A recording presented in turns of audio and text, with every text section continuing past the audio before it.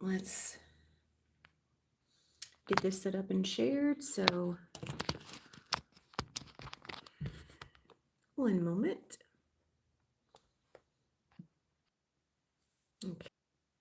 Okay, now let me post it on Instagram. One more second. Hello, welcome Omkar. Be right back. I gotta go post them. Welcome Omkar. Be right back. I gotta go post this to Instagram really quickly. So one second. Okay. All right, perfect. Now, there we go. Now it's posted across platforms and in my group and all that good stuff. So nice to see you.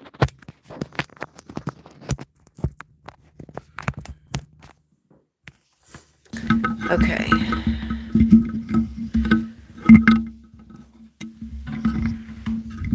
All right, just doing a mic check really quickly. If you don't mind, just let me know if you can hear me.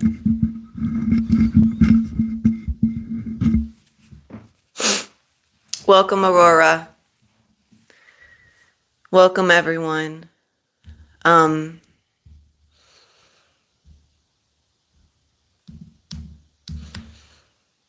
right. Let's just take out the trash real quick.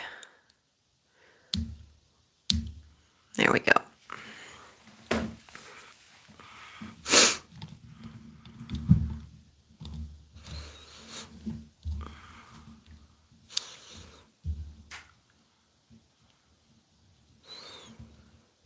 All right, I'm gonna leave, I guess I'll leave the chat open for right now. If it starts getting too chaotic, then I'll moderate it a bit. So nice to see you both. Thank you for joining. Really looking forward to sharing what's here today. Really looking forward to it. As always, I'm always looking forward to sharing with you guys, so, and I always appreciate those that tap in and choose to hang around because, we're so used to 5-minute videos, instant gratification, 30-second videos, and really just jumping around from one thing to another, and sometimes just being with a message, just being with something for an extended amount of time, one specific thing for an extended amount of time is not always alluring. And so I find it to be exceptionally powerful when we give ourselves permission to show up, to be present, to be with what's here, and just simply to allow it, to see, okay, obviously, if you're here, if you clicked on the link, you made that choice, and you made that choice for a reason. And this is how we see where people flow through, just jumping into something and maybe not even knowing why they're doing it. They're just so distracted. They're just like, just looking for something to fill the void that they're just all over the place. And hello and welcome, Mina. And there's nothing bad, because I don't identify with bad. It's simply a judgment call, right? And when our judgment call is not decisive, Leandra, if you continue that, I will just block that from the chat, just letting you know. If the judgment call is not intentional, then the judgment call is unconscious. Just like whenever you walk up to a hot stove, are you going to touch the hot stove?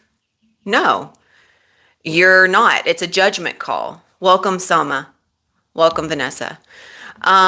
So making that judgment call is using your intellect. It's using your integrity, and it's intentional. So what I would simply invite in for those that are going to choose to dial in here If you're going to choose to be here, be intentional, be purposeful, make a judgment call to invest yourself with integrity, both emotionally and mentally, and to give yourself permission to simply just experience what's here. Welcome. So good to see you, Samantha. So good. So wonderful to see so many people from the group. I'm so grateful you guys are here. Well, women, so grateful you ladies are here.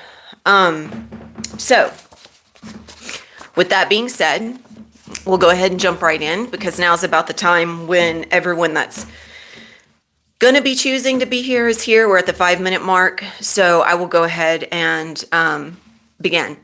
So first and foremost, for those of you that are here, that are choosing to be here and to remain here, I'm going to ask you what your intention is first and foremost. What is it that you are here to receive? Are you being intentional with that? Now, obviously, if you saw the link, if I sent you the link in the group, there's an intention to be here in presence with our group, and to also be here in presence to receive whatever is here to be received. I want you to take a moment and ask yourself, are you really here, or are you starting to go somewhere else? So just check in with yourself to see if you're really here. If you're not, just take a few moments.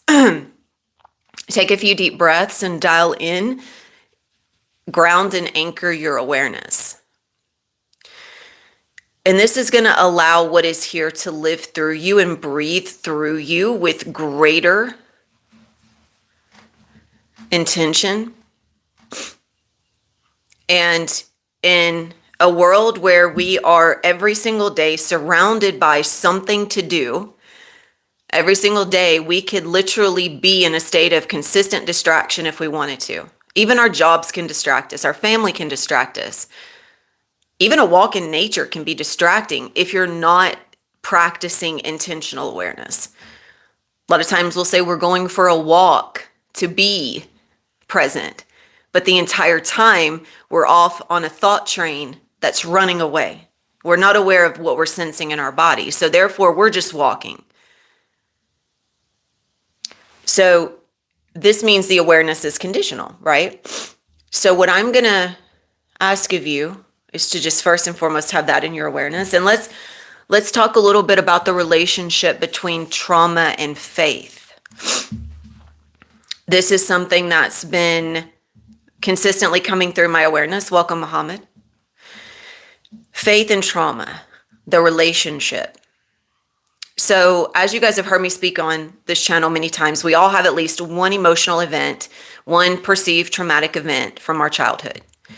And our relationship with ourselves and our relationship with the world is built upon that foundation. And our entire reality is relational. Every single person you communicate with is a reflection of the relationship you have with yourself. And that began with the relationship you have with your parents. Now, the majority of us I don't want to say the majority. I don't want to categorize people. So let me just say this. Growing up, my relationship to faith was religious based. Okay. My parents were Christians. They go to church, they follow the Bible. So faith for me had a very specific meaning, right? It was the meaning I had assigned it. And that assigned meaning came from a space that was heavy. It did not feel like faith was something that I could access unconditionally. It felt like faith was very conditional. And it felt like faith was also conditional to my relationship with the church or my relationship with the Bible. Also, again, those words carry certain meanings, or they have carried certain meanings. So for me, church was a building. It wasn't necessarily a congregation of people, but it was a building where people go to congregate. That's what church has been for me. So the reason why I'm tying this in with trauma is because when we are operating through trauma, we are trying so desperately to control things that we simply do not lean into faith. And with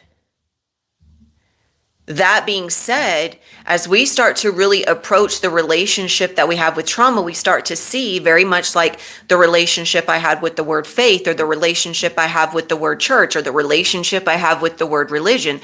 The relationship is built on meaning assignment. I assigned a very specific meaning to those words. I defined them in a very specific way.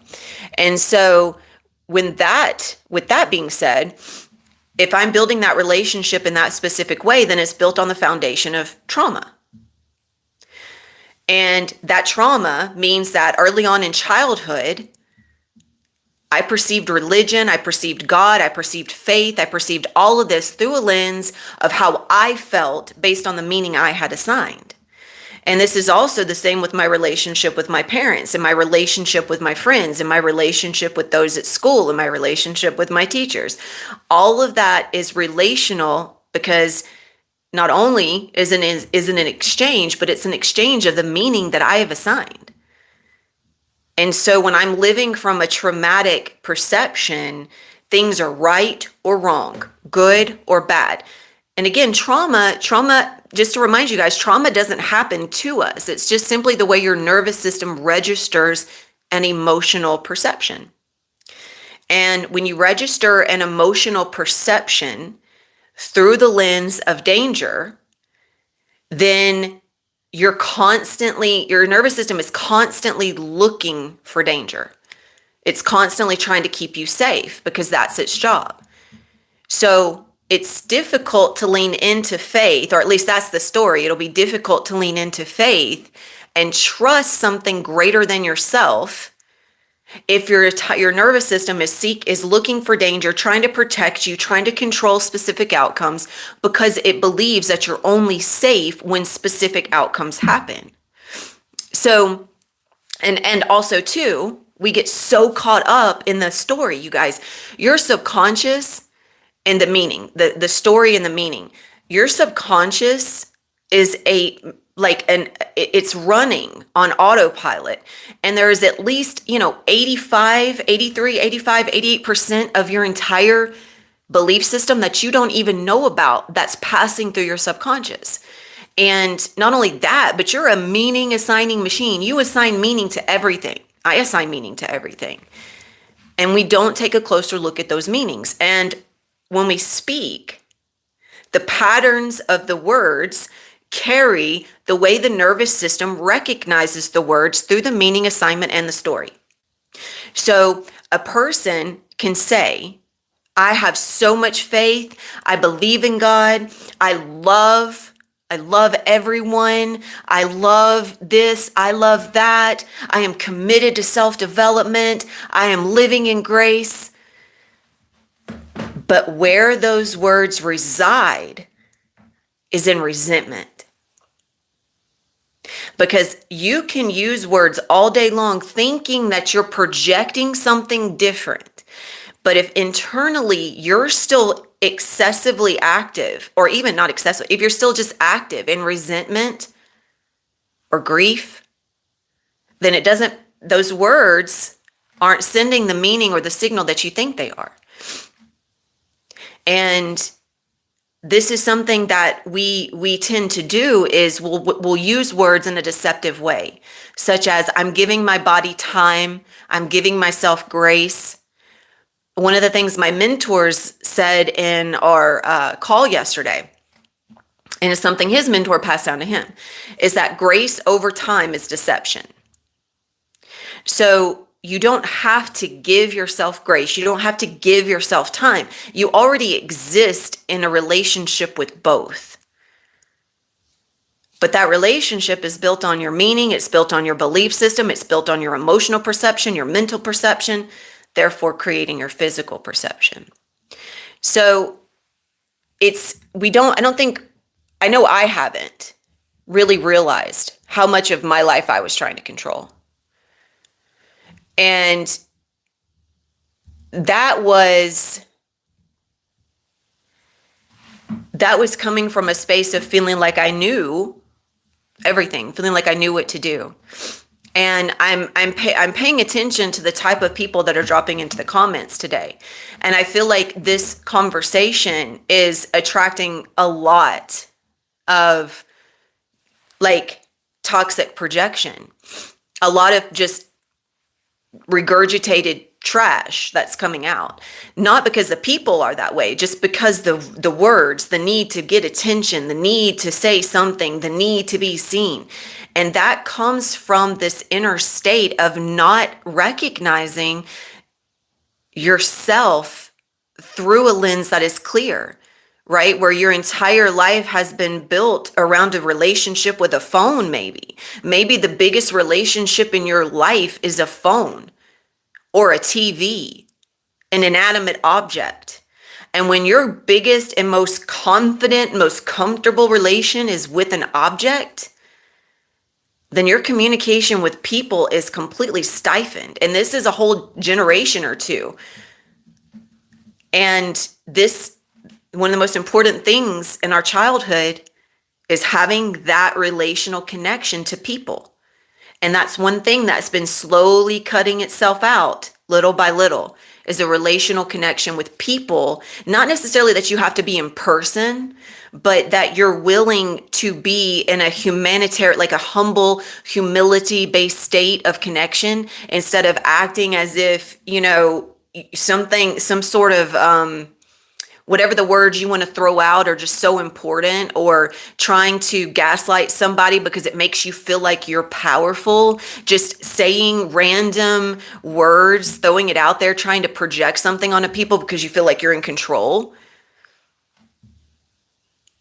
That's the biggest lie you're telling yourself. You're not in control. I just delete the comments. I just block you from the channel. You're not controlling anything.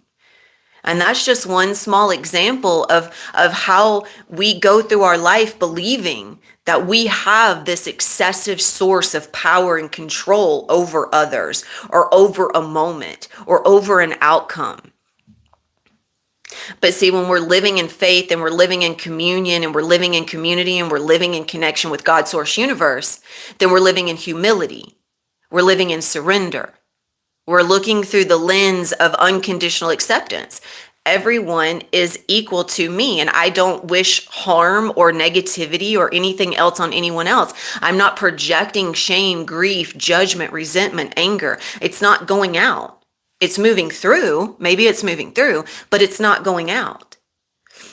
So I want you to think about some moments, some memories, and maybe you've got some stuff coming up in your life where you've talked a good game, but internally you were just sitting there recycling in anger and resentment and frustration and worry.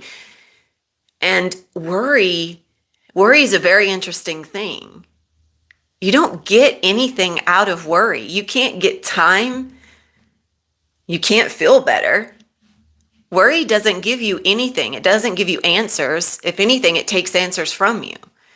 So when you sit around and you worry about what's going to happen next, where is that getting you? Thank you, Mohammed. I appreciate that, my friend. So one thing that's something I used to do is I would sit there and I would worry about what was going to happen. I would, instead of honoring my choice. Like, this is even why I brought up the question around your intentional choice to tune in here. I know there are people here that are in community with me, that are mentoring with me, that are clients, which are also my own mirrors. I learn as much from them as I do from myself. Actually, that's the only way we really do learn, is in community with others. But knowing why you're here and why you're intentionally hanging around, you know, some people just tune in just to be distracted the entire time, and that's fine. Others want to be seen as being a good student. Others have no clue, right? So when you're intentional and you're purposeful with your choice, you're aware of the why. It doesn't mean that you have to know the why. It doesn't mean that by knowing the why, you're just going to somehow shift an entire paradigm, but it begins to disentangle you from unconscious actions. habitual actions that you have built from that traumatic event in your childhood, where you're seeking to fill a void that you think only that thing can give you. This is why trauma is considered an addictive behavior. Your actions, your beliefs, your emotions, all of that, the way, like I mentioned in the last lives, the way that your hormones actually are active during that time is like a sticky glue, and you consistently just return back to that sticky glue because it's first and foremost carrying a very a very heavy imprint. It's an impression. It made an impression on you, and that impression is what is consuming and controlling a lot of your life. I'm going to give you an example. Thank you. So, for instance, speaking of self-help and self-development, recently, aside from the mentorship that I'm a part of right now with two amazing mentors, they're both men, they're both fantastic. I also had a female mentor and another male mentor. I've used this and now I've spoken into this, but I want to bring it back forward really quickly. Welcome, Spartan. I'm grateful to have you here. As I was signing up for my mentorships, I was coming into it having an awareness of some of my whys. I knew I was going to sign up with these mentors because first and foremost, it was time. It was a must. I had not worked with others in a while. I had been doing everything on my own. So a mentor always needs a mentor. I'm a mentor. I do require mentorship. It's just a part of our growth because, again, it's relational. If you're not working with someone that's going to call you on your bullshit, you're just going to be consistently recycling through your bullshit. And the majority of us do not want that because it means that we have to get uncomfortable. So I knew I was going to need to get uncomfortable. I knew I was going to need to be called into a higher level of responsibility because that's where I was calling myself. I knew I needed a higher level of accountability because that's what I was committing to myself. And so therefore I made the choice to take on a new radical level of responsibility. And I agreed to 3 separate containers of mentorship. Now, what was really interesting, and I've spoken about this, but I'm going to reiterate it. 2 of those I was really excited about. I was really excited. And the platform and the way it's set up really gave me leeway to kind of come and go as I please. Okay. Now, one of them is a certification, for a specific type of neurotransformation therapy. One of them is a certification, but I can still kind of come and go as I please. There's still things that I have to be accountable for, but it's still a different level than this other mentorship. Now, the third one, the last one that I committed to was also the one that I was a little bit resistant to. I didn't really know what to expect, but I intuitively knew that I was supposed to be there. And as I signed up, there was parts of me that were kind of like questioning it, which is how I knew to pay attention. The first 2 were an easy yes. That one was a passing curiosity, but it was a passing curiosity for a reason. So long story short, now where I'm at, this was over a month ago. Now the first 2 I've already let go of, and I'm still in the third one because the third one, I have homework every week. I have assignments. I have to follow the regulations and the boundaries or else I get kicked out. There literally are so many calls a week that I have to show up to. There are regulated rules. That's one thing we're not used to, not even in school, not even with our parents. A lot of times are we given an opportunity to be shown what radical self-responsibility looks like in a space where we can remember that it's safe and that there is no repercussion. Like even if you're kicked out of the group, you can come back. You pay a fee, but you're not like secluded. But that's also an opportunity for us to realize what is it within ourselves that's not asking enough of ourselves. And when I started going into those mentorships, I realized how much of me was still seeking to be seen as someone that was committed to self-development. I could tell you all the things I was doing in those courses, right? Learning about how to, build $1 million business, learning how to manifest at the next level, learning how to, or supplying this new certified practice. And even though that's great, it was coming from a place of me trying to further validate myself. So even in the self-development, coaching, self-evolution communities, spiritual communities, if you are not clear on why you're there, if your emotions lead the choice, then that's going to wear out real quickly, because emotions only last for 60 to 90 seconds. That's not going to fuel your enthusiasm the entire time. If it's not coming from a place greater than this need to be validated, you're going to crash and burn. That's just the way it is. So as I started getting further into those first 2 courses, the interest was gone, because the interest was never coming from a state of clarity. It just wasn't there. So as we go throughout our lives, we can see this happening throughout our lives for a multitude of ways, like in a multitude of reasons, in a multitude of situations. And how many times do we actually sit with and ask ourselves, okay, is this a clear yes, or is it a clear no? And therefore, if it's not a clear yes, then I need to understand why. If it's not a clear no, then I need to understand why. And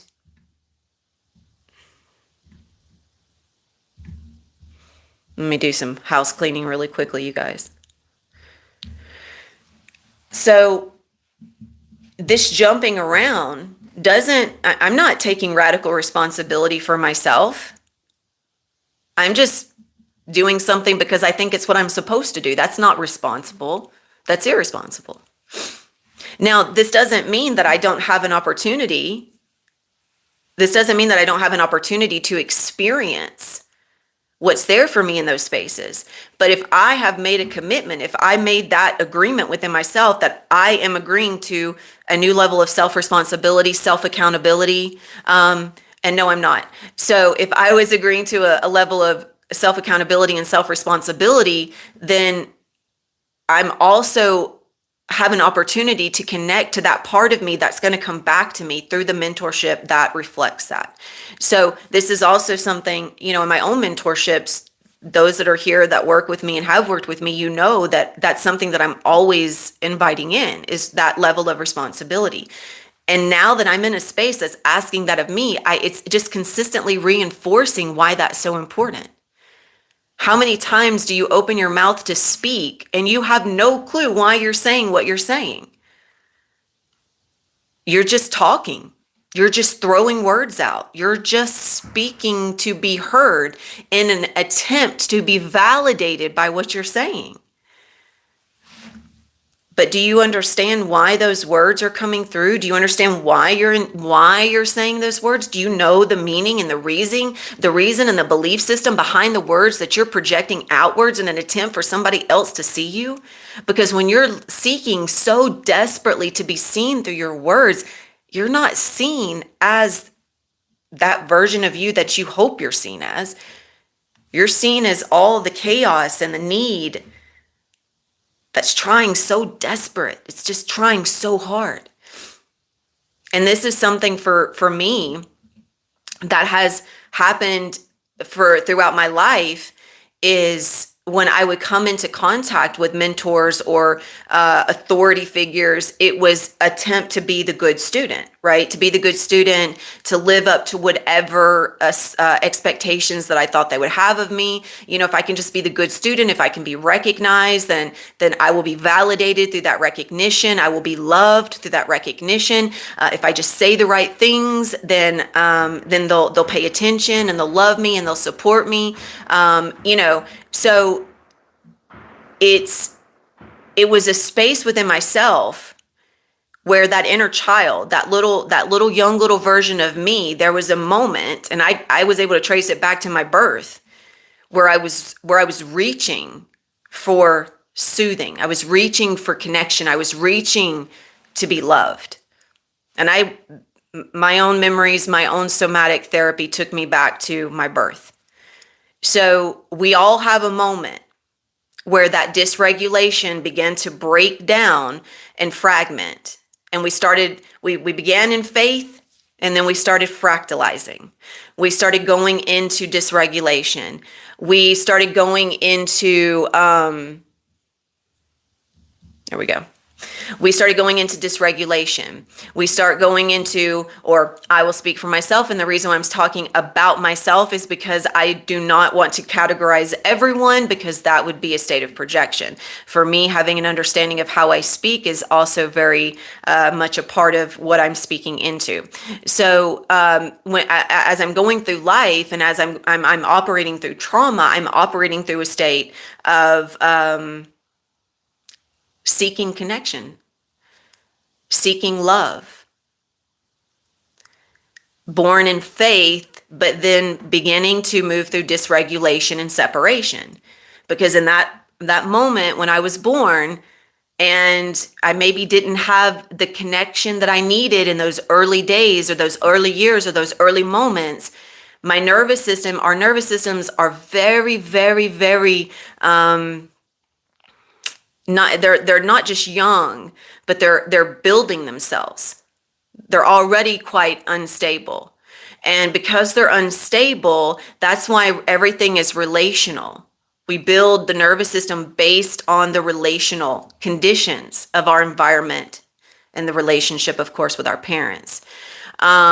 So if we don't have what we feel we should have early on, we start to base conditions around connections.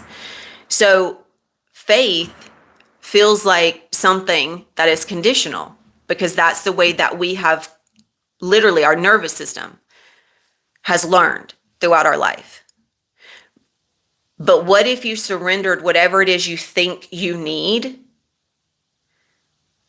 so that you could get exactly what you needed? Whatever it is you think you want, whatever it is you're trying so hard to have, what if you surrendered that?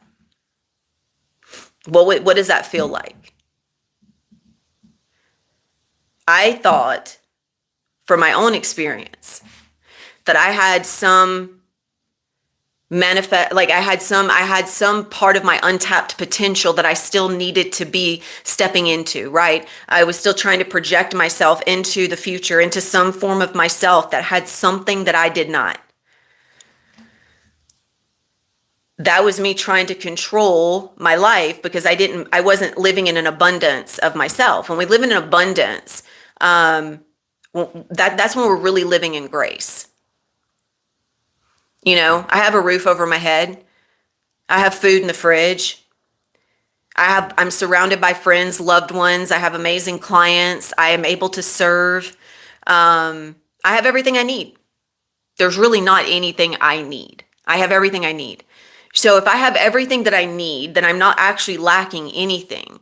Then I am in grace. I'm in a space of unconditional gratitude, if I choose to see it that way. And that's where I choose to be. I choose to be in unconditional gratitude, so that I can have faith, and not have faith, so that I live in faith, so that I can see that everything is already here. Everything is already provided for me.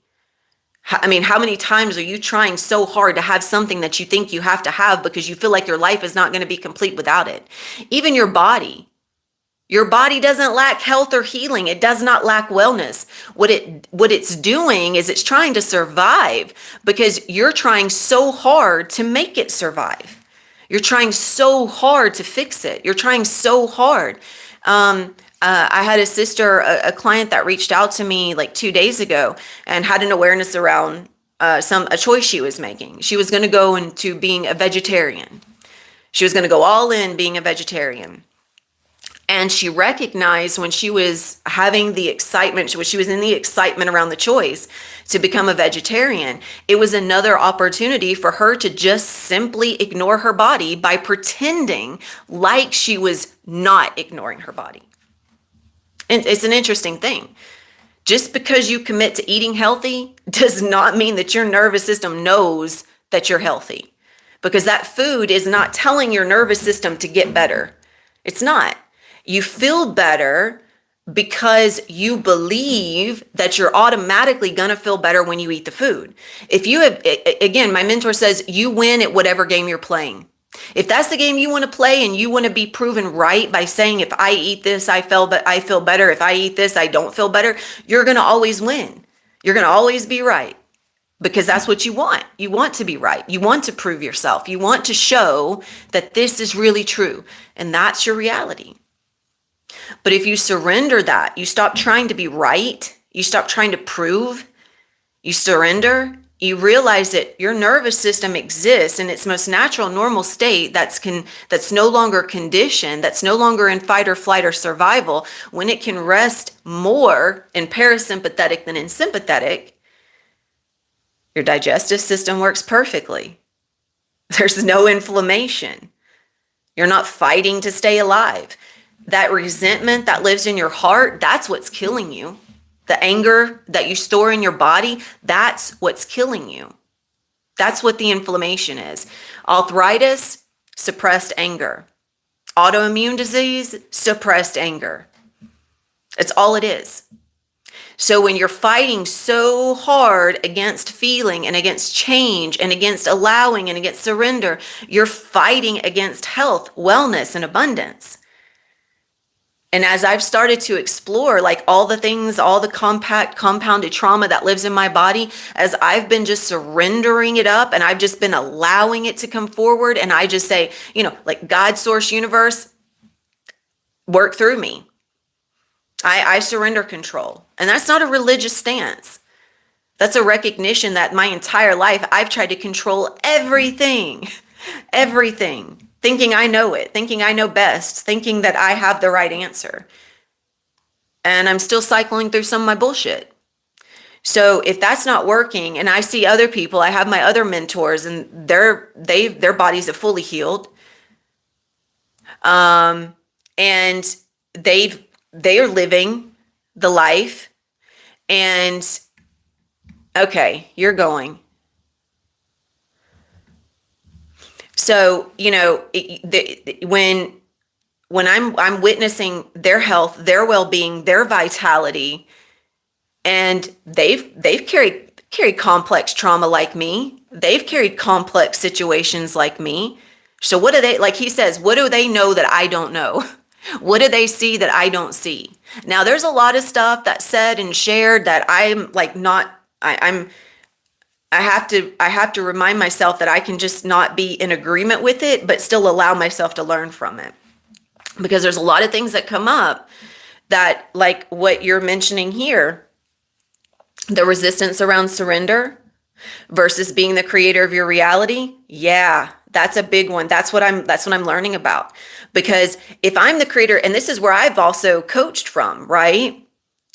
I've coached from, we're the creator. Now that's not true. We are. But what version of the creator are we operating as? If I'm the version of the creator that operates through faith, then I'm surrendering all control. I'm not trying to have a specific thing. I'm not trying to be seen as a specific person in terms of like trying to be validated.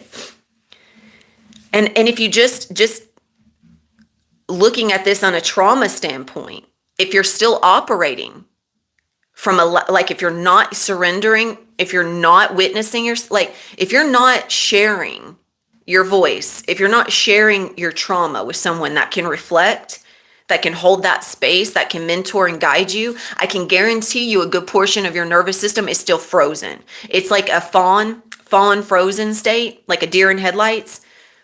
When you're that is an immobilization of the body.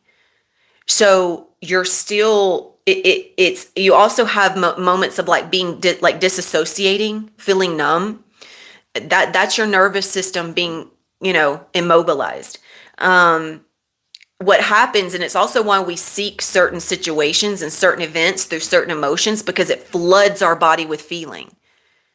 We get high off the emotion. We get excited, right? Like when I joined those groups and I was excited to be in the community and I was excited to learn and I was excited to connect, especially because I had not been in that connection in that community for so long, except for those that I was leading. Deception, though.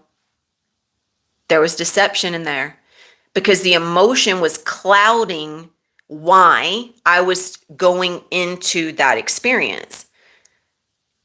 I was still trying to control what I look like. Oh, I got the certification. Oh, I'm working with millionaires. Oh, I'm investing this amount of money. And all of that stuff is amazing because it is a part of this shift in dynamic for me. Being able to invest almost $2,000 in a mentorship that I literally backed out of a week later, I didn't even care about the money. And not that I didn't care about it, but I didn't worry that whether I was going to get it back or not. The old me would have never even invested it to begin with, much less been okay to walk away from that money, because I would have been too attached to the money and I would have been too worried about what was going to happen with the money. So that was very powerful. There was a lot of things that have taken place that have given me an opportunity to learn, grow, and expand. But I was never getting out of it what I thought I was. I got out of it things that I wasn't expecting.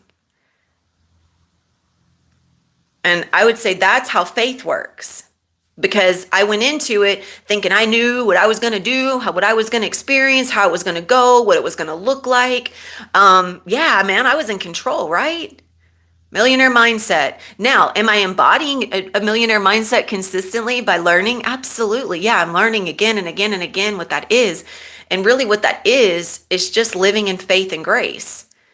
If I am existing as a higher source of the creator, like if I'm existing as a higher source of my creative power, if I'm embodying my higher self, then do you think your higher self tries to control things? Do you think your higher self is like, God, no, I got it. I don't need you. How do you just think about that for a second? Would your higher self be worried about money? Would your higher self be worried about food, clothing, a roof over their head? No. Why?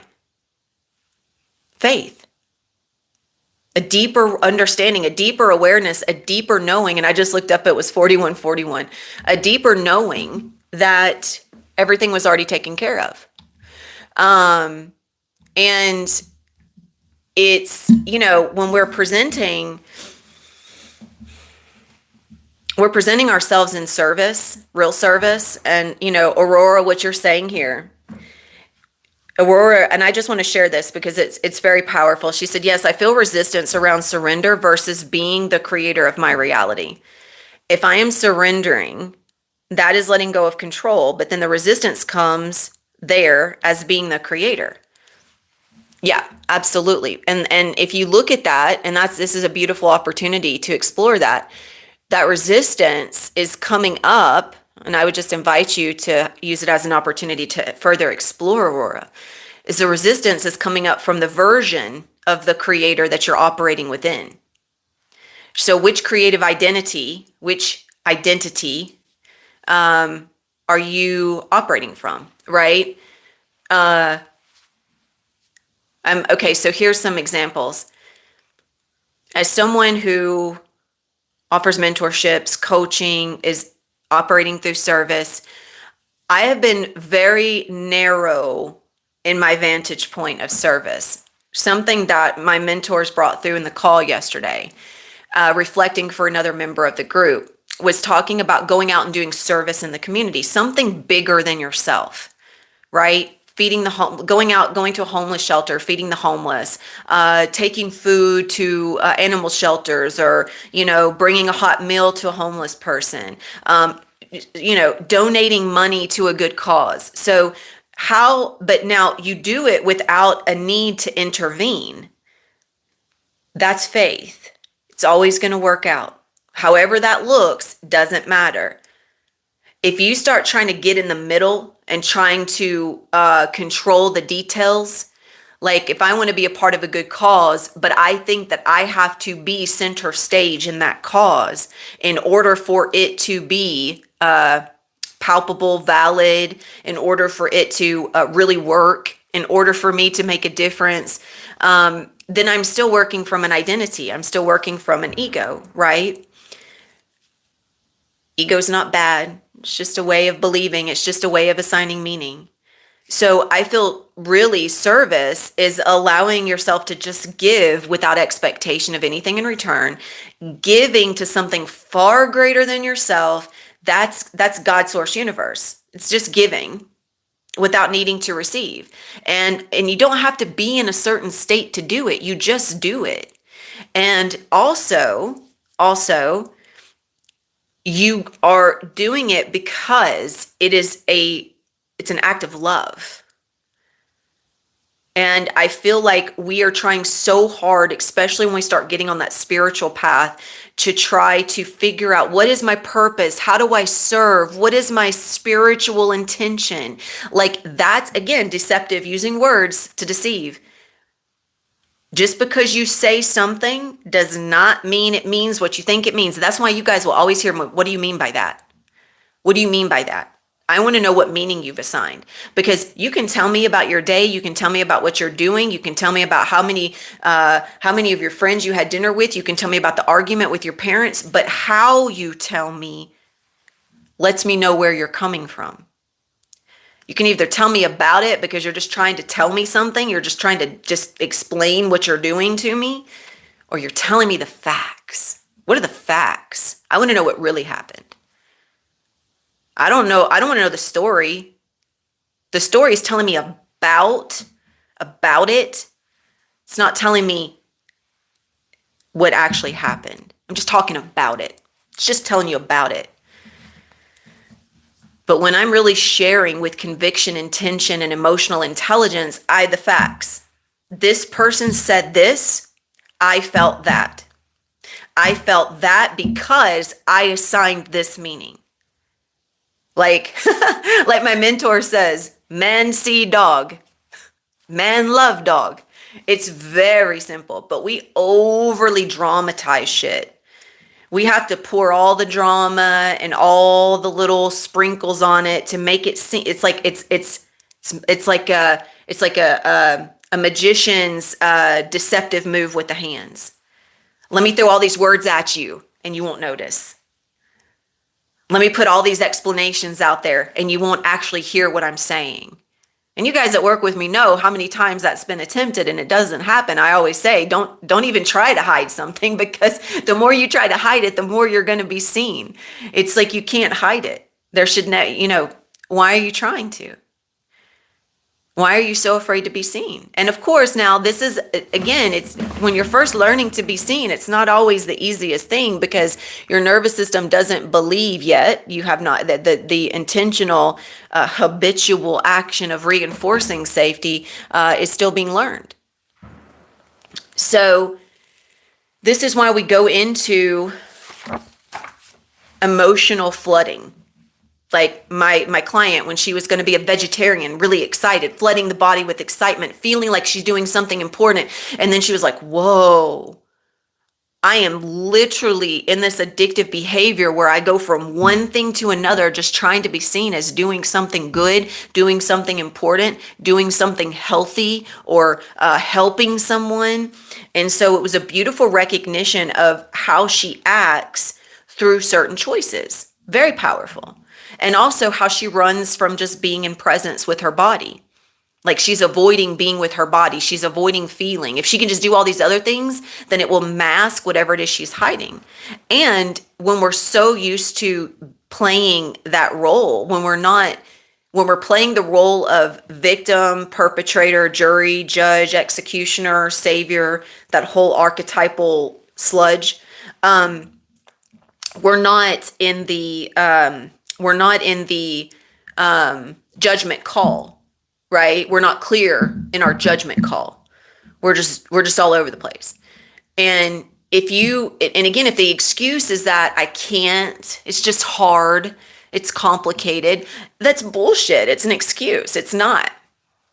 You're just used to playing in that field. You're used to playing that game. You're so used to playing that game, and you're not willing to play another game. You like playing the game that is hard and complicated, because then you don't have to do anything different. You want to feel better? Okay, stop playing the same game. You want to be healthy? Stop playing the same game. You want to have healthy relationships? Stop playing the same game. It all has to begin within you. It has to begin with you slowing down. It has to begin with your body. It has to begin with you going somatically and remembering all the moments that are there, that are living in a state of indecisiveness, never trusting, never having faith, worrying if you made the right choice or not, feeling uncertain, constantly on a heightened state of fight or flight. Your nervous system is the bridge between God and earth. And if that is clouded with all the chaos of the trauma and the emotional turmoil, you're not a clear channel for the divine. You are divine in and of yourself. But, when we talk about channeling things, let me just bring something forward here. The dimensional realm is, let's say, bookends for levels of consciousness. So when you're tapping into the archetypal realm, that's the fourth dimension. That's a bookend for a level of consciousness, just like the 3D is a level of consciousness, just like the 2D and the 1D. They're just levels of consciousness. And just think about that for a minute, and all of the over dramatization that's been applied to dimensional references. How we get into this big to-do spiritual woo-woo application around it, trying to make it something more than what it is. I'd say that's the simplistic application of it. At the same time, that's not dismissing the metaphysical scientific principles and all the other things that are really there. But within the archetypal fourth dimension, this is where the relationship to your identity of the mother, your relationship to the identity of the father, your relationship to the identity of the child lives. So when you're connecting to those gods and those goddesses and the divine mother and the divine goddess, and you're labeling the earth as something like that, or you're labeling God as something like that, that's an archetypal identification, and it keeps you confined. You're not actually a channel for God, source, universe fully. You're outsourcing into that archetype and trying to pull something back into you. And you're only going to hear what you think is there. You're going to channel your own beliefs back to you. And anyone that's on that same frequency of beliefs will believe you. You're all coming together like a PB&J sandwich. You're just coming right together, and you're sticking together because of the belief, the system of beliefs. It's a frequency. And so when you're communicating through the gods and the goddesses and the angels are archetypal. They are a source of archetypal reference. You're outsourcing your belief to an archetype, and you're trying to make it seem as if you're getting something out of it, a voice, a message. This also happens with numbers. And I would say in their purest form, numbers are just simply vibrational architects. And they're frequentially building based on the tone. But I myself have gotten caught up in that whole reference to numbers being something just again, over dramatizing with a story. And then wanting to be seen as something powerful within that story, right? So this is how I used to play with light language and connecting to the core of the earth and connecting to the Mother Sophia. And it doesn't discount or diminish what that offers for anyone in that space of connection. It's a bridge. It's a bridge. Beyond that is the all things. But it's never, I used to say it's all things and no thing, but I'm going to redact that, and I'm going to reclaim it and bring it forth as the all thing, because it can't be no thing. It's all things. And that's God, source, universe. Not just one thing. All things. So when you're channeling God, source, universe, you're not outsourcing to one thing. You're not outsourcing to the archetype. You're not outsourcing to that source of power in an attempt to be seen as powerful. And that's still an attempt. That's still, it's a behavioral bypass. It's using imagination and stories to feel powerful and to be seen as worthy, as valid, as accepted, as divine. So when we begin to actually cross that bridge, the channel of God source universe, I would say the true channel of Yeshua, even the true channel of Christ consciousness is the consciousness beyond the archetypes. And that's a clear channel in, not out. Okay? So the only way I feel from my own experience thus far, and I could be wrong, I'm not saying I'm right, it's just from my experience. Instead of trying to go from the top down, like my mentor says, we build it from the bottom up. So if you want to be a clear channel for God's source universe, you build yourself from the bottom up. You reclaim the relationship you have with yourself, beginning with the relationship you have with your parents. If you're trying to overlook the relationship you have with your parents, then you're never going to be fully built from the ground up. There's no way. This is the very first relationship you built. So if you're not revisiting with that, then you're consistently recycling. And that's why you'll seek the mother archetypes in the Mother Sophia. It's why you'll seek the father archetypes from the Jesus master homeboy. It's why you will make yourself equal as a source of power, as the creator, to control your life. It doesn't mean that you're not equal to God. But again, there's God source universe is God source universe. We are an extension. When we come back into God's source universe and we are God's source universe, then we don't even have to distinguish what that is. We don't have to say we're equal because we are already reclaimed into God's source universe. So then there is no distinction. You see? So if I have to make the distinction, then I'm already outsourcing. So instead of wanting to be seen as equal to God now, I'm simply a vessel for God. And if I'm a vessel for God, then I'm building myself from the ground up. I'm not putting anything out there as more important than what's in here. If I have to set aside, my ability to be attuned, attentive, and aware of myself to go do something out there, man, I'm just denying myself my power. I'm denying myself my opportunity to learn and grow. And you're very welcome, Aurora. And this doesn't mean, you don't give up your life during your self-development. You're reclaiming your life during self-development. You don't lose anything. You just allow that which is no longer aligned to fall away. And like my mentor says, I'm not trying to take that life from you. You can have it. I don't want it. That's the point. I don't want it for you either, but if you really want it, you can have it. If that's really where you want to be, you can stay there. But you guys, we have a tendency, because of the way we believe, because of the way we have been, we've conditioned and been raised, and environmental cues and all the things, we want to go all in. And that all in isn't necessarily devotion. So welcome, Becca. Welcome, beautiful. A lot of times we say we're devoted, but when it comes down to it, we'll walk away from our own attentive awareness to go do something out there. Not because we weren't. Here's the thing. You're already going to do whatever you do out there. You're already going to be in connection with people. And so if you're already going to be in connection with people, why do you have to segregate your attention to your own internal development by boxing that in? By saying, like, for instance, this has come up with clients before. If they're going on vacation, I'm not going to be able to tune in. I'm not going to be able to dial in. I'm not going to be able to check in because I'm going to be on vacation for a week, but I'll catch up with you afterwards. Okay, but you can be on vacation and still be learning about yourself.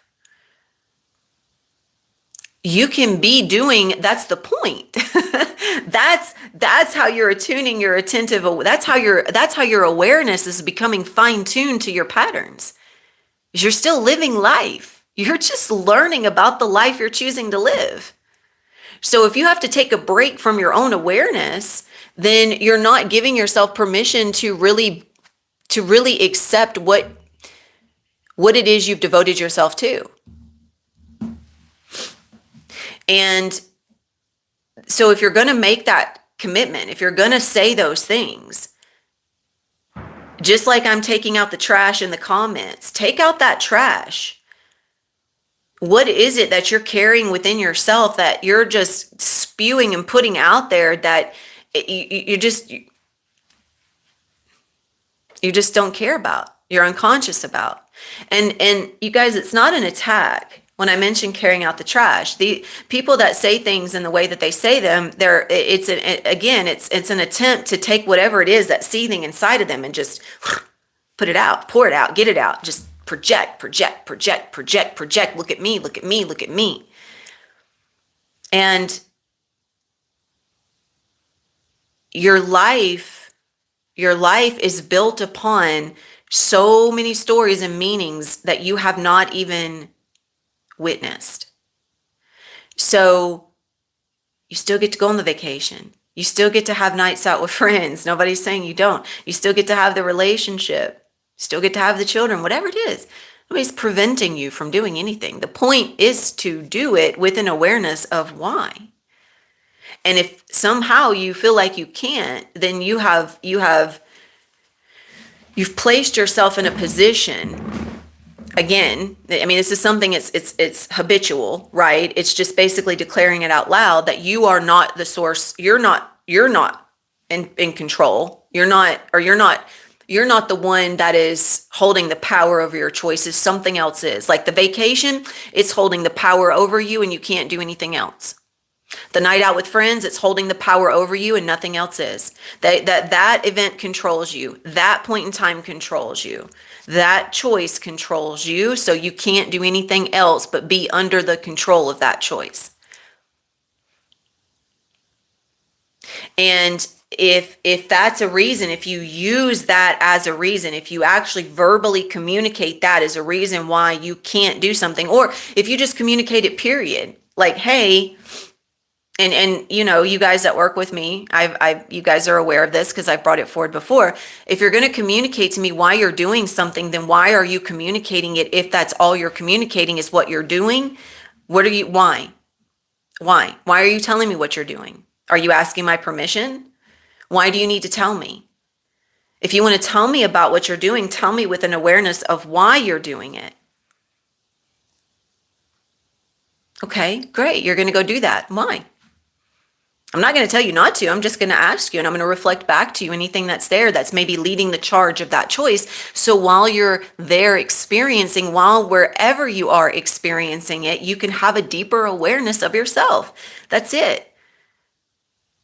It's just a clear communication. You're a clear channel between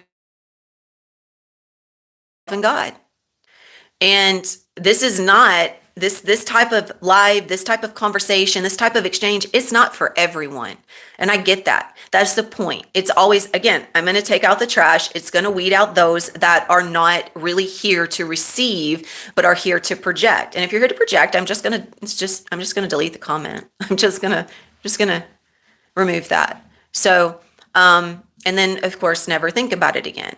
So give yourself permission to just simply be aware of yourself, especially when you speak, why you say what you say. So this builds your relationship. Now your relationship, so trauma, faith and trauma, I feel like go hand in hand. I feel like when we're operating from deep layers of trauma, and these can be big traumatic events or small traumatic events. It could be, you could literally be in a war-torn country, being bombed all the time, living in terror. Or you can be operating from a smaller emotional event, which is, somebody yelling at you when you were young and your nervous system was taking the emotional, verbal, and physical cues as a sign of danger. One is not more important than the other. One is going to be a bit more impactful than the other, but that doesn't make it more important.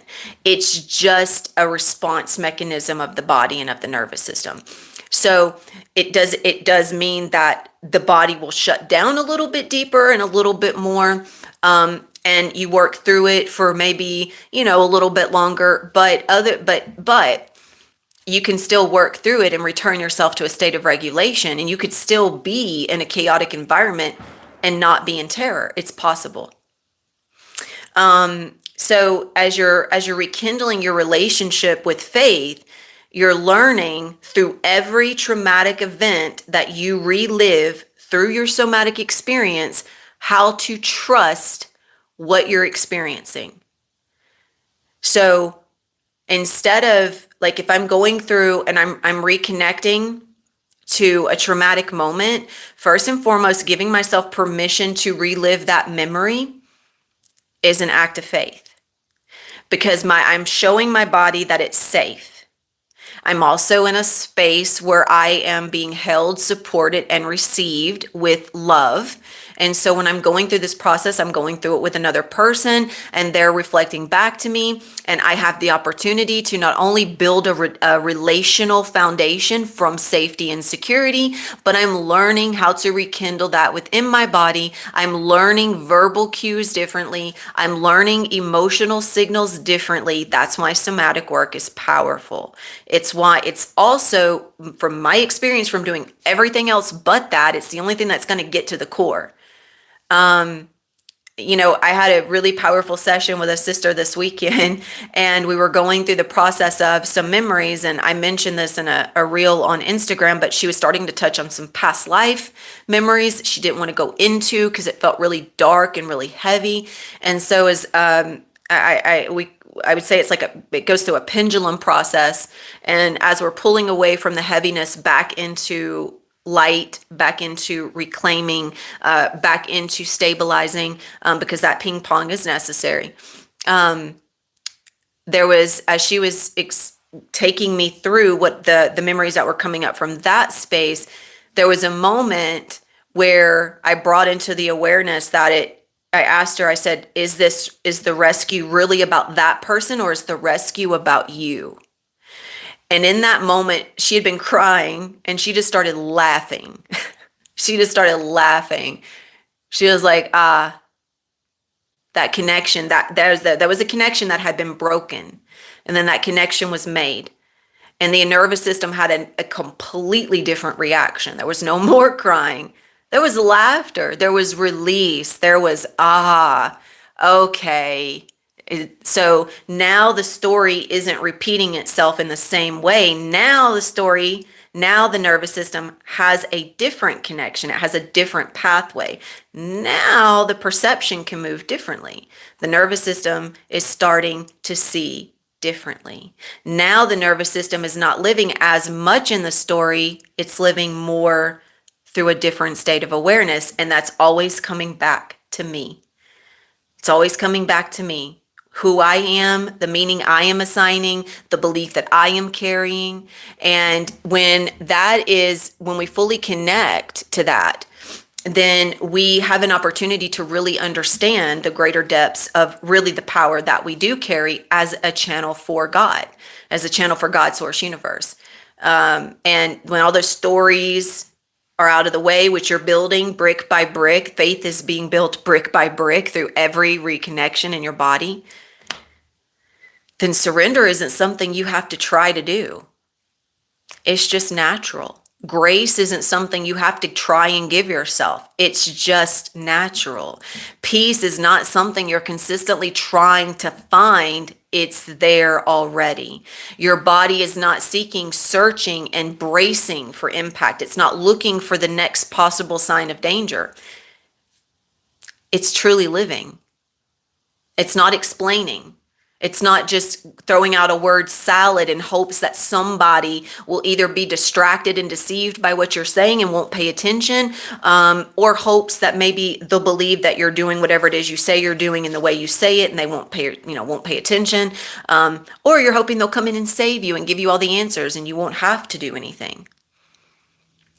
So, and when you actually start releasing this trauma, things are going to get worse before they get better. And I don't mean worse as in your whole life's going to fall apart, but whatever needs to fall apart is going to fall apart. Whatever has to come to the surface for you to see more clearly, you've been pushing it down. You've been trying so hard to prevent that from happening. You've been trying so hard to control. You've been trying so hard to control the outcome. You've been prohibiting what God has in store for you because you're afraid that it's not going to be good enough. You're afraid that you're not going to like it. You're afraid you're not going to be in control. What if where your life is right now? What if, just think about where you're at right now in your life. What if that is what God had for you? What if that is what God had in store for you? What if that's what your higher self had in store for you? Are you grateful? Irregardless of what's happening. Can you be grateful for that? Can you be grateful for everything the way it is right now? Because if you can, you're going to start seeing more and more and more how blessed you really are. Your body's going to start living through a state of vitality, not fear. Vitality happens through safety. It happens through gratitude. It happens through forgiveness. But that can only happen when you're not carrying that anger, resentment, attachment, obsession, compulsion, when you're constantly needing, or denying, ignoring, running away, shutting down. And that's going to happen. It's going to happen until you choose differently. And that choice is a radical course of action where you don't just go back into trying to control your life and everything in your life. You surrender control. And you surrender trying to be seen as someone that has it all together, is in control, is doing everything right. You're not, and you're very intentional with your words. A lot of times people will say to me that I'm smart, or that I sound intelligent, or that I know a lot of things. And my words are coming from a deep awareness of my relationship to words. That's why I don't sit down and think about what I'm going to say before I say it, because I don't need to posture my expression. I used to do that. I used to have to think about what I was going to say because I didn't trust my own voice. And so I would sit there and I would think about what I was going to say. And then I would, instead of being like in that state of decisive judgment, I would be in projected judgment. And no, I'm not, because I'm right here, and peace operates within, not without. So, but I would invite you, if that's what you believe, to go fight on the front lines. So whenever I'm operating from that state and I'm not clear on myself, I'm not clear on my words, I'm not clear on my actions, then I'm consistently just projecting my indecisiveness, my worry, my lack, my state of consciousness, which is completely not in faith. It doesn't trust. It doesn't have faith. It'll run around projecting its beliefs and its state of lack onto other people, hoping somebody will show up and save it. One thing I also mentioned, because this person's dropping in asking if I'm going to be on the front lines to invade Iran. Well, if you don't support it, then why are you talking about it? You reinforce whatever you believe somebody else needs to join you in. So there's a reason why I'm not talking about it.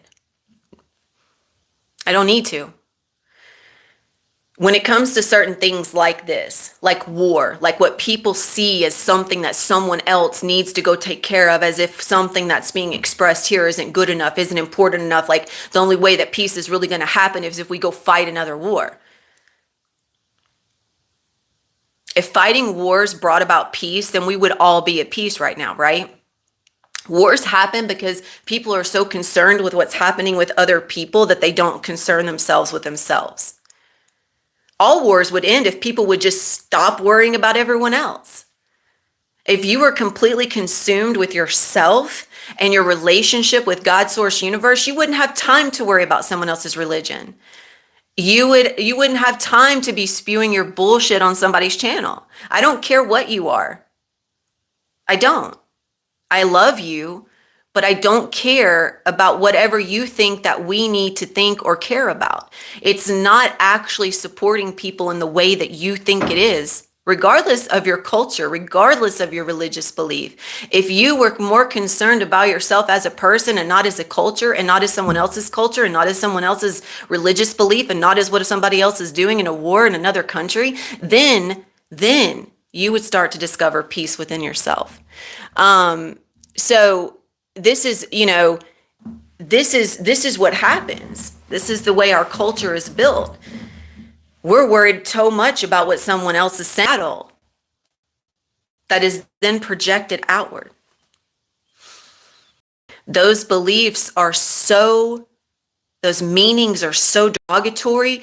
They're so steeped in anger. They're so steeped in aggression. They're so steeped in resentment that they then have to go out and they have to attack other people. That, when it gets to that point, obviously, this is happening. And all of this is happening right now by divine design, by complete and utter design. Every single one of us are a part of the collective. Just because you don't believe in war, just because you're not American, just because you have the beliefs that you have, doesn't mean that you don't play a role in that war. Especially when you speak from aggression and resentment and projection and judgment, you play every much a part of that war as the people that are actually fighting it. Because your anger, your resentment, your aggression is on the same frequency as those people initiating the war. Irregardless of what their title is, irregardless of what country they are, irregardless, that doesn't matter. That's just a word. No, it's not just a word. Nothing is never just a word. That's just a status. That's just a title. So, and this is actually, I feel very important and very impactful right now, because when we're speaking about suppressed anger, suppressed resentment, suppressed trauma, I want you to remember that you're also on the same frequency of those that are warring. That is an act against devotion. That's not discipleship to something greater. That's destruction of everything. So when you're in a destructive frequency, you're projecting your garbage onto other people. And you're just hoping that someone else is going to come around and is going to clean it up for you. You're just hoping that someone will clean that garbage up and fix the problem. Not you, though. Not you. It's not your war. It's not your fight. It's not your responsibility. It's not your country. It's not your religion. It's not your culture. It's someone else. That separation, that anger, that resentment, that begins as an inner dialogue. That's just your own inner hate towards your own life and yourself coming out on everyone else. So when you carry that, I just want you to keep in mind that you're also in that same frequency. You're feeding that frequency. And this is why I don't watch the news. I used to. I don't watch the news. I'm not concerned or worried about what's happening in the world. I used to be, but I'm not. First and foremost, I'm going to tell you guys, turn off your TV. Stop watching the news.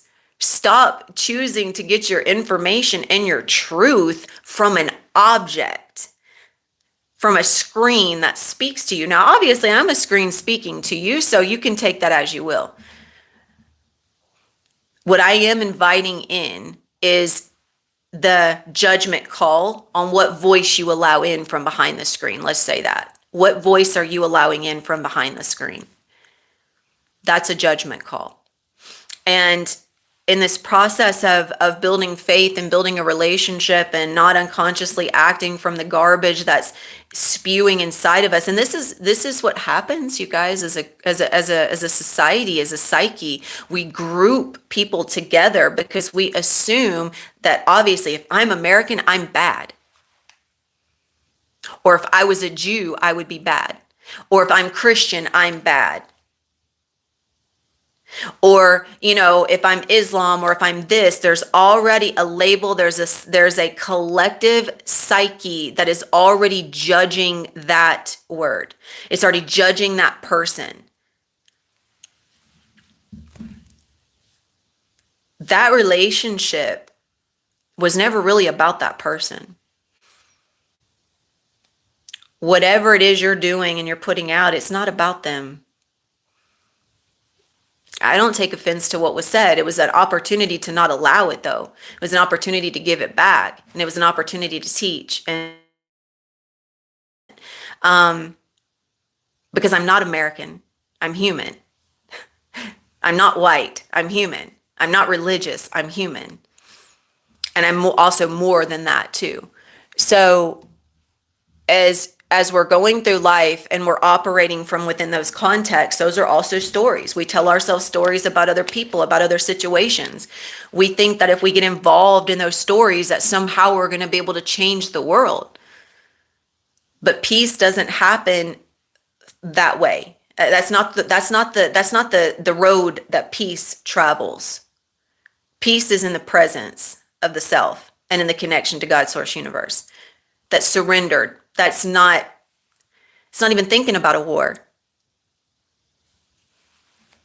Doesn't even think about that. That's not where the thoughts go. So if you want to live in harmony, if you want to live in peace, if you want to live in prosperity, you first have to start taking out the trash. And as my mentor says, don't throw the baby out with the bathwater. When you start clearing everything out, also pay attention to what part of your things that you're throwing out, or even that you're projecting, things that you're projecting. Maybe you're not seeing something that somebody else sees. Like when I've invited, for those that have such deep relationships with their stories and they're not willing to let go of them. And I've had that with clients before. I've had that with myself, where a person was so devoted to the story that that in that position, I'm more willing to defend my story than I am to see whatever that other person is seeing, so that I am no longer confined by the story. So if I am consistently facing dysregulation in my body, if I'm consistently sick, if I'm consistently unwell, or if this is even happening semi-regularly or even a couple of times a year, that's a sign of something else. And one thing I can say is that I have not had that experience in my body in years. I don't experience sickness, head cold, anything like that, but I do experience pain. One thing that has started dismantling in my body, when I made the connection of my arthritis, my inflammation, this pinched nerve that kept showing up on my right side, and it would just I would get so dizzy, so lightheaded, so nauseous. I wouldn't be able to do anything for days. The difference in my body is also how much I've been willing to surrender, like over the course of the last week. My body was exceptionally inflamed when I was going through allowing these stories to be seen.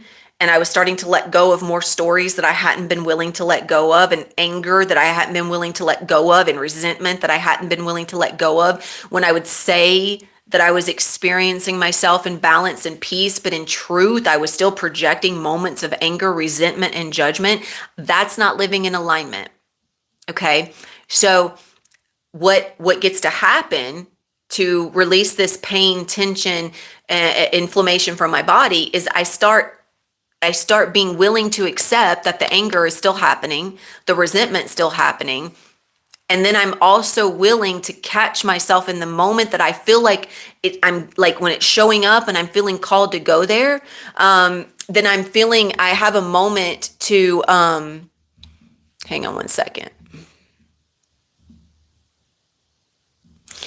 Then I have a moment to redirect. I have a moment to catch that anger, and I have a moment to simply be aware, observe it, recognize it, but not act from it. And this can happen even without me being in communication with someone else. This could happen with me just simply being in a moment and I'm just reflecting upon something, and all of a sudden I start feeling agitated. Or the other morning I heard my dad getting up at like 2:30 and I immediately got frustrated. Like, why is he always waking up at 2:30? If he would just because he gets up and he's loud and it gets the dogs excited, and then I'm up for another 2 to 3 hours, and all these things, the stories, all the stories were coming through. The reasons why I was validated in my anger, the reasons why I was validated in my frustration. So I started feeling myself going into those stories, and I asked myself, and this is one of the first times I've really caught it and didn't go into it further to that degree, is I just asked myself, is that really where I want to go? Like, do I really want to be in that story right now, 2:30 in the morning, Do I really want to be in that resentment, or can I just like let it go? Because it feels good to outsource that anger. It feels good to be angry. It feels good to resent. Why? Because your body has been living in such a frozen state that when you have a rush of emotions, it feels good to just feel it, right? It feels good. It's cathartic. That's what happens when we bypass being with our body and we bypass daily habits and rituals. We go into needing to feel something, right? It's why we get attached, and we get attached to partners emotionally. We get attached to animals. We get attached to the emotional experience because we need that. We need to feel it. We need to prove and validate ourselves. We need to be right. So I made the choice. I just took a deep breath, got my stuff, went upstairs. I was downstairs in the living room. I'm in a living room, so I mean, it's like a public space. So obviously, if he wants to come down and come into the living room, he's not in my room. He's not really disturbing me. That's just the way the story is. The story projects all the discontentment. And so I just go upstairs and lay down. And the beautiful thing about that is, normally if I stay down there, he sleeps in his chair. I came back down like 10 minutes later to take Bruiser out, and he was asleep on the couch. It was like, it was a beautiful moment where I got to see the situation differently. Instead of standing behind that lens of resentment and anger and seeing all the things that were wrong and the bad that he was doing and the inconvenience that it was causing me and how I was going to be tired and how I wasn't going to feel good, I got to come back and just see him as being able to relax, being able to lay down, being able to sleep. And by me moving out of the way, I allowed that moment to happen. I got out of my way physically, mentally, emotionally, and I got to witness it differently. And I've also not been tying myself into worrying like what he's doing. That used to be a big thing with me. Again, it goes back to the relationship with our parents. Worrying about why she's saying what she's saying, worrying about what he's doing, why he's doing it, how I feel about what he's doing and why, all the stories. And then the meaning I've assigned to the stories. And now that I've begun just disentangling myself from that by forgiving, I literally intentionally had a conversation, a small one, about a parable in the Bible yesterday after our call. I actually intentionally introduced that to my parents to have a conversation. And it's the first time in my adult life where I have intentionally introduced a conversation around the Bible without holding resentment around anything they were going to say, around anger or need to be right or need to prove something different or need to give a metaphysical reference. I just listened. So this is a space where we open ourselves differently. And I know this call is going on an hour and a half, and I thank you all for being here. Apologies, I accidentally closed the screen out. I thank you all for being here. That for those of you that have chosen to hang out for this amount of time, thank you for committing your awareness and your presence and your attention. I don't take that lightly.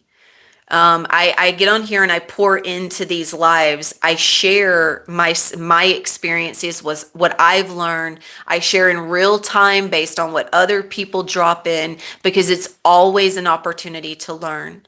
And some people that don't fully, if you don't have an attunement to your own awareness, you're not going to really understand what it is that's coming through. You'll assume that I'm projecting.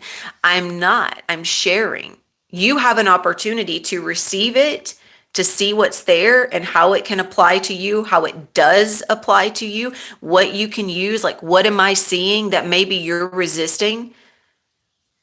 That's how I communicate with others. What are they seeing that I'm missing? What's there? If they have a breakthrough and I get to learn from their breakthrough, I get to learn from their reality shift. It's a beautiful exchange. And that's what I feel is true co-creation with intention, purpose, clarity, faith, awareness. So The whole point of this, you guys, is to simply give yourself an opportunity to devote your time, energy, and attention to something greater than the identity, the me that wants things to be a very specific way. And yeah, you have an opportunity to realize that your day-to-day life is either going to be an excuse, it's going to be a reason why you can't, or you're going to see it's the exact reason why you must. Because if you're excusing yourself through your day-to-day life, then you're always going to have a reason why you just simply can't practice being, standing in a greater state of awareness. It'll always be an excuse why you can't. Something else is going on. That's the point. Okay, what's going on? What's happening? So now, as you're going through this, I do want to share this with you really quickly, just in case you guys experience any of this. There are signs that your body is releasing trauma. I've been going through this again, and I wanted to make sure I had it written down and I shared with you guys. So if you would like to get a pen and a piece of paper, please do so. Of course, you can always come back and re-listen. I know sometimes that's not a choice that's taken into consideration, as I'm a part of this other mentorship space, and I have replays that are 3 to 6 hours long. An hour and a half is long. Our sessions are 3 to 6 hours, and I love every bit of it because I'm learning something the entire time. It's not taking up time and space. It's giving me time and space back. That's how I choose to see it. You can frame it however you want, but you're always going to win the game that you're playing. So if you frame it as if you just don't got the time and space, and that's how you're going to experience it. Now, I also want to make the keynote. These releases of trauma do not just happen just because you're doing work on your own. This happens through intervention. Okay, so through somatic partnership, through the mentorship of the somatic partnership. If you've just been doing this on your own and you've never actually gone through that process or that experience, that this comes from a application of deep, like a greater awareness of yourself. And that's what you gain through somatics and mentorship, is you're learning to see things differently through a lens of a nervous system that is rekindling a connection that's been broken since childhood. Okay. So it doesn't mean you can't do stuff on your own. It just means this reality is relational. So it opens up and you begin to experience it because of that relational connection. Okay. So I'm going to read these to you. Assuming everyone is ready. This comes from a preparation with the body that allows the body to actually release, not just be cathartic. Because there are cathartic that people a lot of times will confuse cathartic release or cathartic experience with trauma release, and they're different. Okay, you can cry and have a big cry, and that doesn't necessarily mean that you've had a different circuit experience in your nervous system. Okay, so a lot of our trauma is stored in our gut. Okay, it's stored in the lining of our gut, and we what we do is we hold our breath. We have really sharp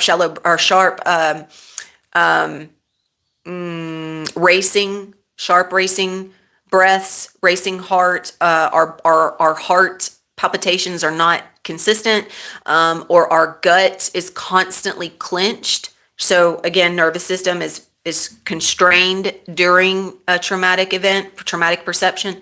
So your gut begins to get inflamed because it's constantly clenching.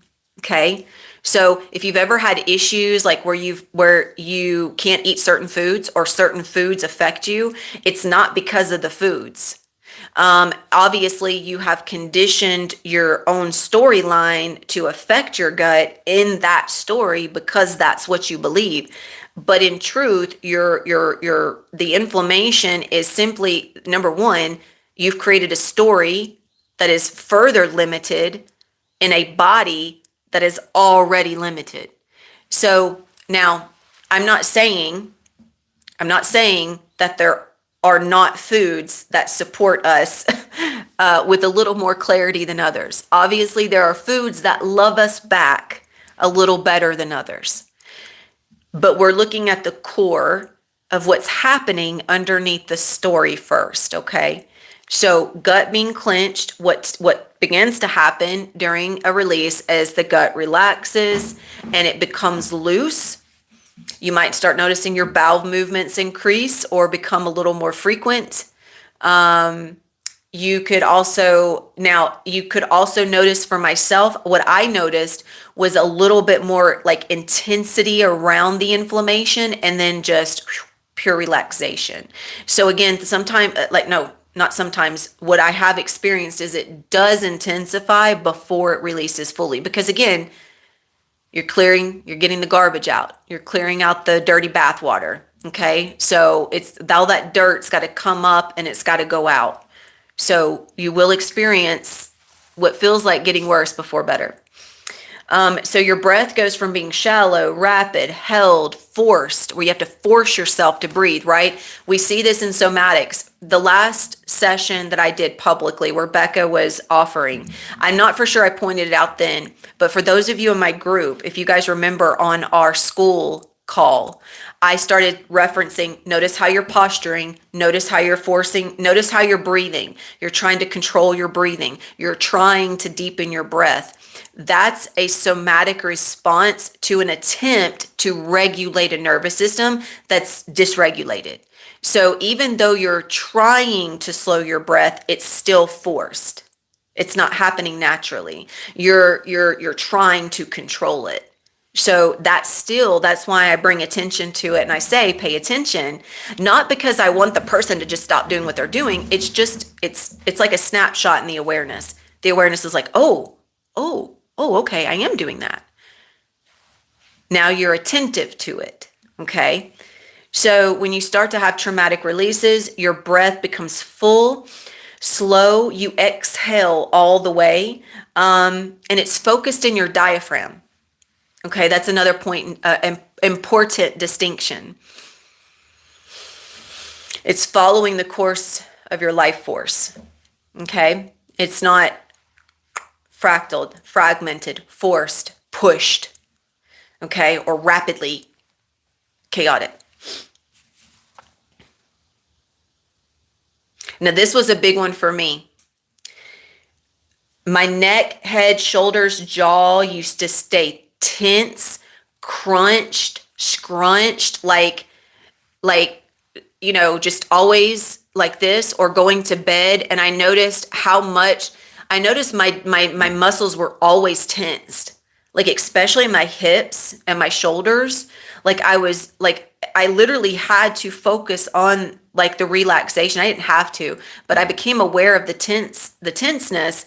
And I started paying closer attention to my body when I would lay down to go to sleep. I realized how much tension my muscles and my fascia was carrying from this perception. My nervous system was still living in the trauma, so it was still bracing for impact. That's why my muscles clench. That's why your jaw clenches. That's why you're like this. You're tense. That's why your gut is clenched. Because your nervous system doesn't know the difference. It's still living from trauma. It's not living from safety, okay? But once you go through the process of the release, what happens in clients, and this happened the other day, is your neck will start moving on its own. It'll start opening. Your body will start following this pathway. So what's happening is your nervous system is moving energy up and out, and it starts coming up because it's been trapped in your heart, and it hasn't been able to move. Because it's clenched here and it's clenched here. And so right here is where everything gets all crusty and hard, and your blood and everything starts to restrict. Your cells start to die. That's why we say anger, resentment, grief actually kills us, not time. Okay? So when you start going through this process, all of that starts releasing. It just happens. You're not even aware that it's happening. Like, you're aware, but you're not trying to breathe. It just happens. It just happens naturally. You're focused on something else and the breath opens. You're focused on the release of the memory and the neck loosens. That's a natural progression. You don't have to You don't have to do that. Okay, so when you're doing that, you're trying really, really hard to maintain stability. And that's what I say is a posture, trying to be seen as keeping it together. Okay, so then we have blood pressure. This was another thing for me. I had high racing heart, high blood pressure, low HRV. And when that begins to happen, it's because of that restriction around the heart, right? Blood flow. I mean, that's where my dizziness, my lightheadedness was coming from, my blood flow, my varicose veins, spider veins. Again, lack of blood flow, not because something's wrong with my body, but because my body cannot function clearly because it's in fight or flight. It's in trauma. It's in reactivity. It's trying so hard to conserve itself. So when that, of course, opens up, then your blood pressure naturally drops, your heart rate stabilizes, and your HRV goes from low to high. Now, this one was very interesting for me. I remember when I first learned about it. Your hands and feet, if they're always cold and clammy, again, that ties into the lack of blood flow.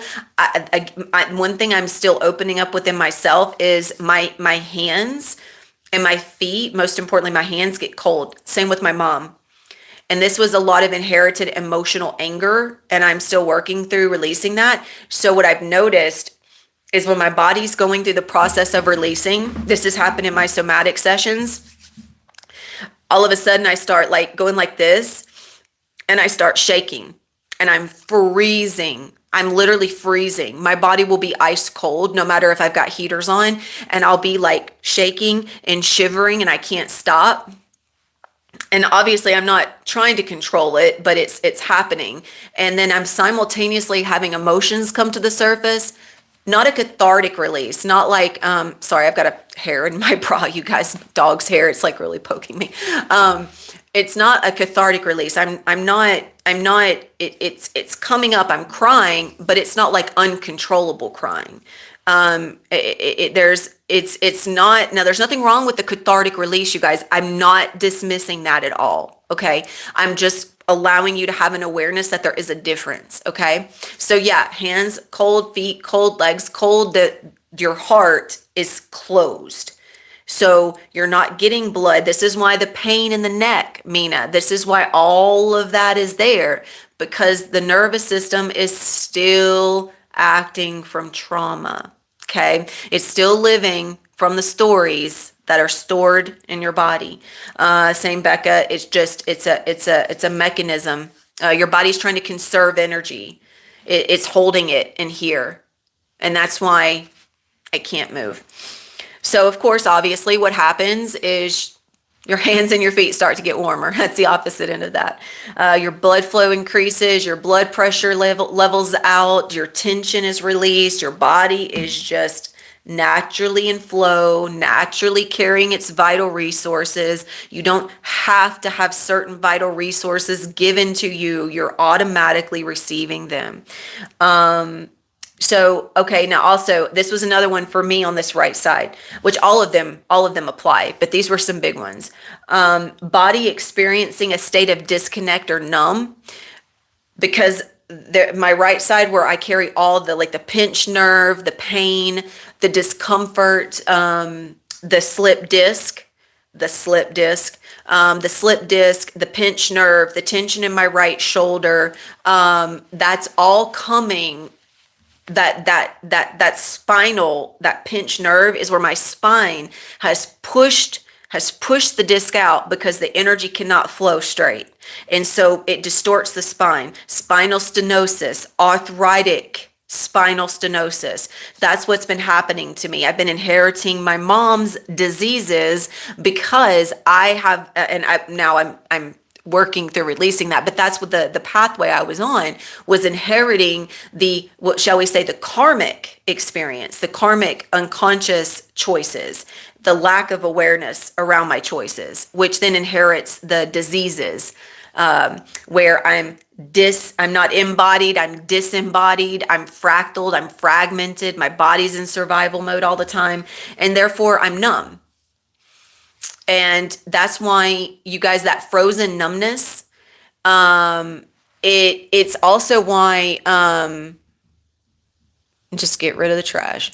That when we go through life, like I said, and we're seeking an emotional connection, the reason why is because we're always in a frozen state.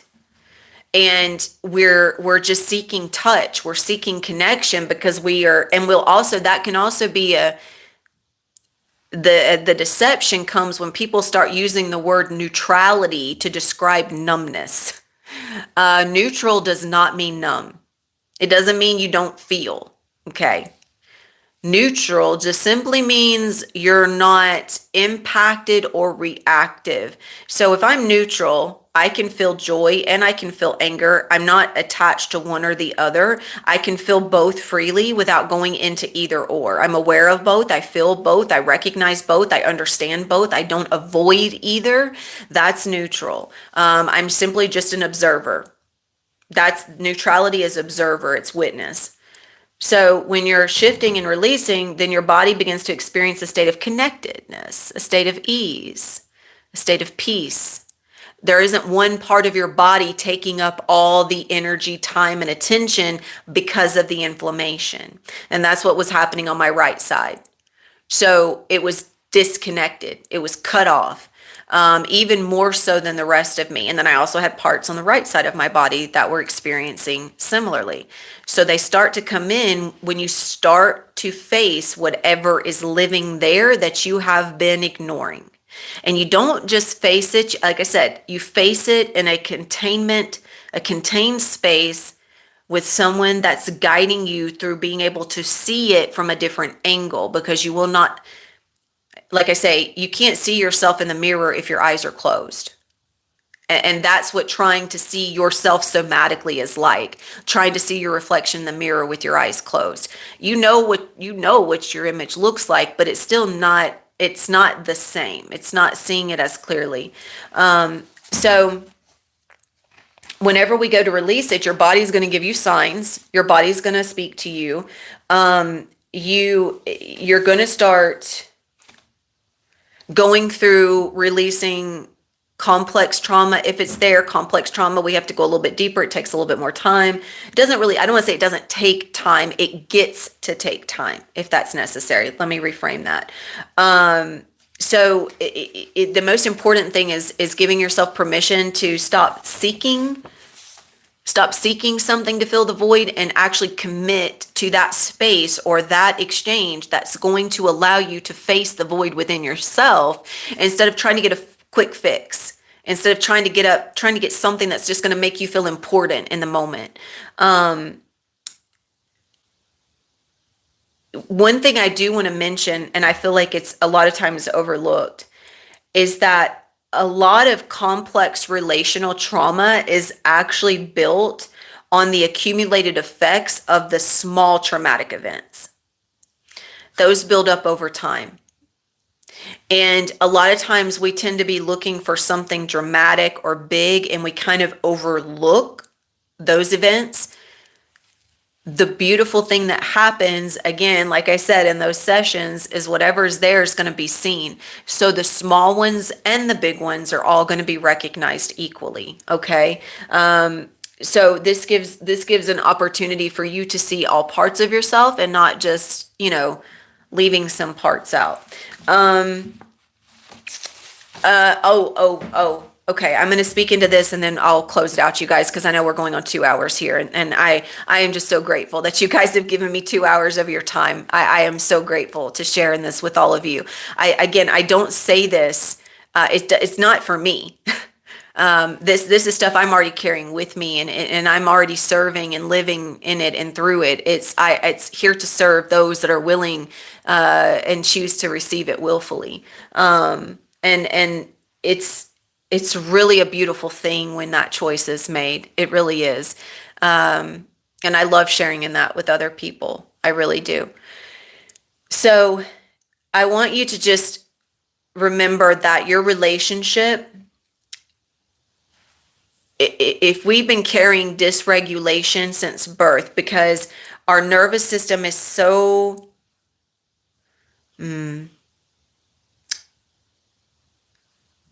it's so young, it's still learning.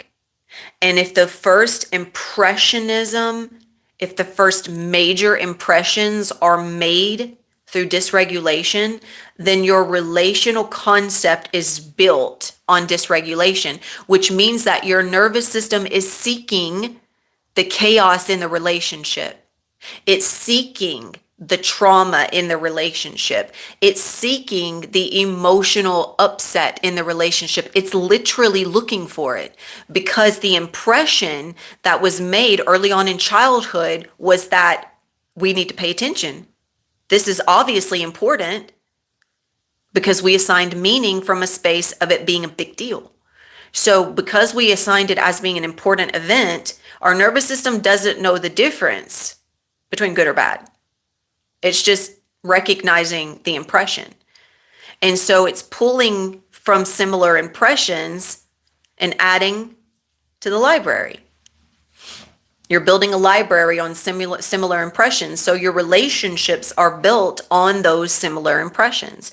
So if you're operating from that dysregulation, then your internal resources that are there to assist you in socializing and interpersonally relating with others, that's going to be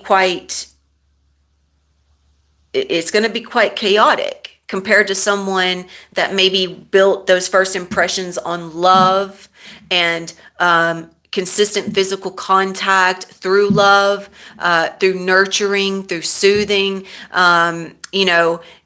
learning emotional intelligence. So our relations are simply built on those very first relationships that we have, which is obviously with our parents. So now, there are a lot of times people will say, but I have a great relationship with my parents. And that's great. There's also a lot of things that we do not remember that we've shut out intentionally because we don't want to be seen as someone that experienced dysregulation in our childhood. It was not acceptable growing up when the parents weren't getting along. So just keeping in mind that it doesn't mean you don't have a good relationship with them. It just means there could be some stuff under the surface that you haven't fully accessed, and you just want to give yourself permission to acknowledge that. And obviously, when a traumatized person is operating from a neuroperception of lack of stability, then you just don't feel safe easily. You never feel safe. And because you never feel safe, you're seeking safety in another person. You need that other person to make you feel like you are wanted, that you are needed, that you are valuable. You're constantly seeking it. And that's what we say is an obsessive or a compulsory behavior where you don't recognize safety within yourself, but you believe it's out there somewhere because from those early moments, you never learned it. So you're still trying to learn it, but you're still learning it in the only way you thought you were supposed to learn it. And that's what these opportunities provide you with, is to see that you get to learn it differently. You're just training your nervous system. You're going back to when you were a child and you're just learning differently. You're reparenting yourself through somatic remembering. So thank you all for being here. Thank you for receiving. Thank you for allowing all of this to be poured into you. Thank you for just being open and available. I tell you what, there was a lot more, coming, I would say a lot more trash coming into the comments, not the people, the comments. I really and truly harbor no ill will towards anyone that speaks that way. I really don't. To me, I have trash within myself, and I have definitely projected and spewed that trash on other people, and assumed that they should somehow be responsible for my trash. So, I don't say that as any type of projected judgment. I really don't. It's just a recognition of how that irresponsible communication happens. And there's been a lot of it coming through today. And that's a very interesting thing, a lot more than usual. And today's conversation was around faith and the relationship that we have with faith through trauma. And so I find it to be no coincidence. And I asked God, Source, Universe to speak through me today. I asked God, Source, Universe to just use me as a vehicle.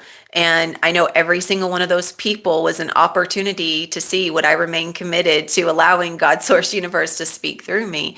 And I do feel that there's an opportunity for me to just really take a moment and acknowledge every single one of those people from a space of love.